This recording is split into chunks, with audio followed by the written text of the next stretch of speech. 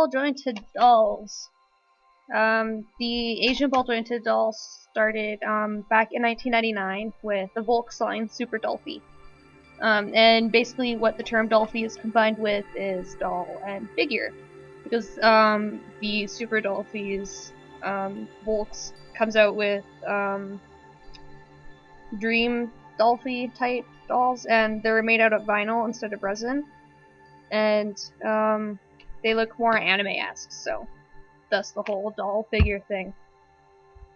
All Super Dollfies were female until 2001, where the first male SD came to play and whatnot. And a few years later, Asian ball-jointed dolls just started to boom, and they're so popular nowadays, and the doll community has just grown. I think most companies started in about 2005, and they've just been going strong pretty much since then. Hey, so what is a ball-jointed doll? Basically, what a ball-jointed doll is exactly what it sounds like. A doll with joints, kind of like a Monster High. But what an Asian ball-jointed doll it is, obviously a doll with joints again, but they're more realistic, and they are made of polyurethane resin. And another aspect that differs Monster High dolls or any other doll with Asian ball-jointed dolls is the customization that is done with them, because you can change their wigs, eyes, and can give them their own custom face up. You can even give them piercings and all that stuff. So the modifications and customization of these dolls is endless. It's absolutely endless. Stuff is sizes. So there are three main categories for the sizes: tiny, mini, and large. Back when ball-jointed dolls just started, the categories were a lot smaller because there weren't any dolls that were about 80 centimeters tall, and now there are. The tinies used to range from 35 centimeters and lower, and then mini 35 to 40, I think it was. Yeah, 45. And then the large were just simply 45 and up. But now you can obviously see here that the larger dolls are 55 and taller. Mini is 40 to 55, and tinies are 40 centimeters and smaller. There's also other other different size dolls inside of these categories. With the tinies, you have Pookies. You have a Real Pookie, Pookie Fee, and Little Fee. Let's go into the Pookie Fees. These little guys, I think they run around to about 10 centimeters to 20 centimeters for the little Pookies. And then for the Little Fees, they're classified as USDs. And they are around 20 to 30, I think up to about 40 centimeters tall.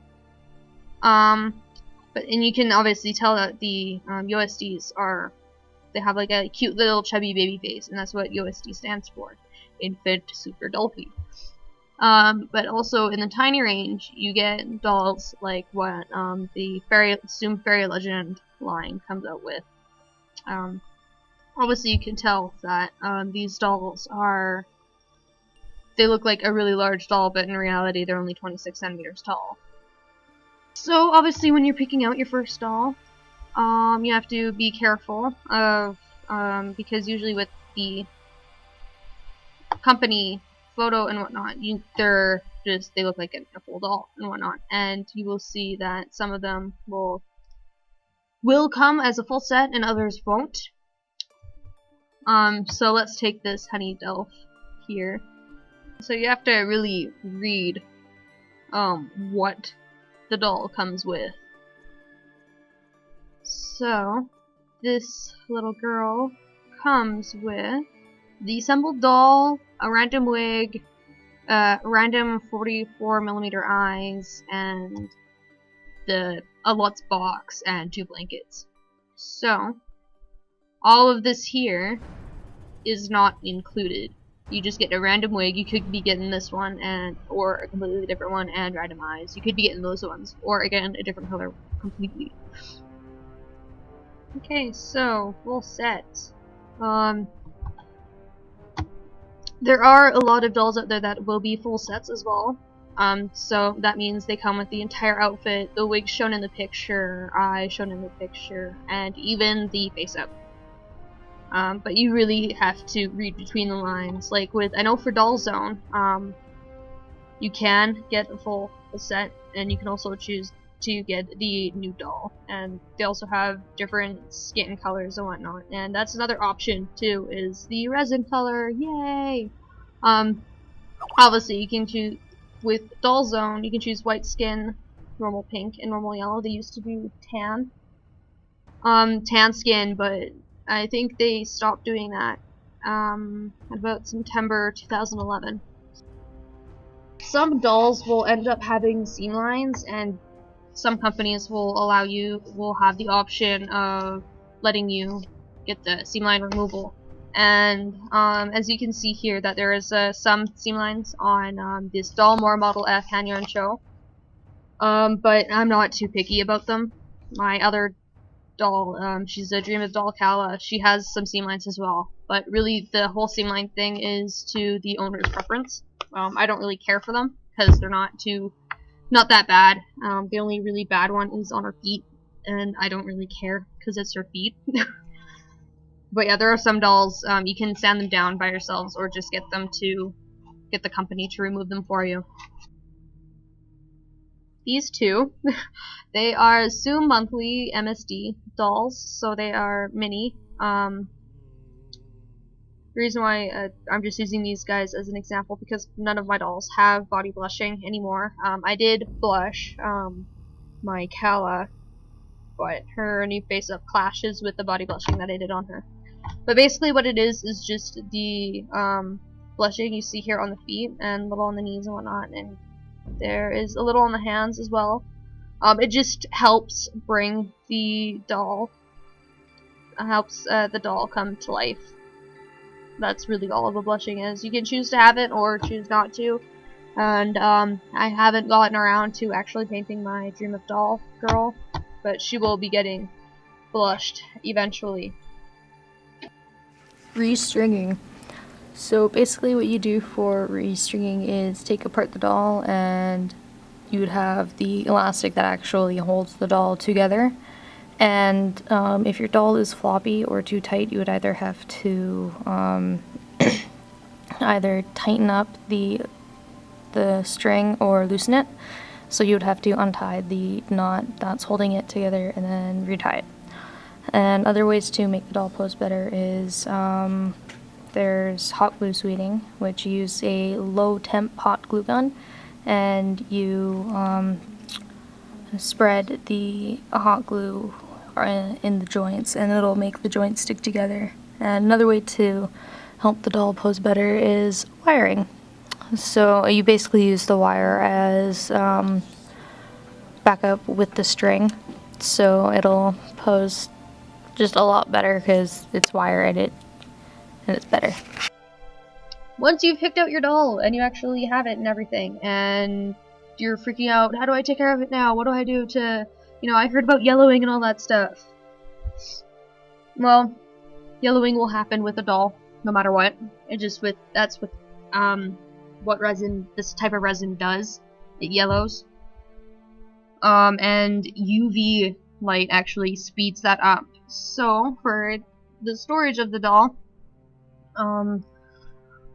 what I do is I made a shelf on my bookshelf that is just for dolls, and my curtains are closed all the time, and they just lay down, or whatever, on that shelf. Others choose to put a blanket over top of them, others put them in a glass case. Really, it's up to the owner of how they actually deal with that. And staining. With some wigs, they will stain the head. I know that my Kala ended up getting a blue mark all around her head. That was just pigmentation, kind of setting into the resin a little bit, but it did come off with when she got her new face up. So most people end up either carrying their doll, because I know that that's what I did for my first meet, or they get a doll bag from eluts.com or Dollmore. I have a Lutz bag that I carry both of my SDs in. But yeah, again, the whole travel thing is up to the owner. They can choose to carry them in a backpack, purse. Just have to make sure that whatever the doll is in is well padded, and you use a face mask to help, not damage the face up or the lashes or whatnot that are inside the doll. Okay, another thing that a lot of doll owners like to do is hybrid. So the doll that you see here is a doll family torso, I think. Yeah, doll family torso.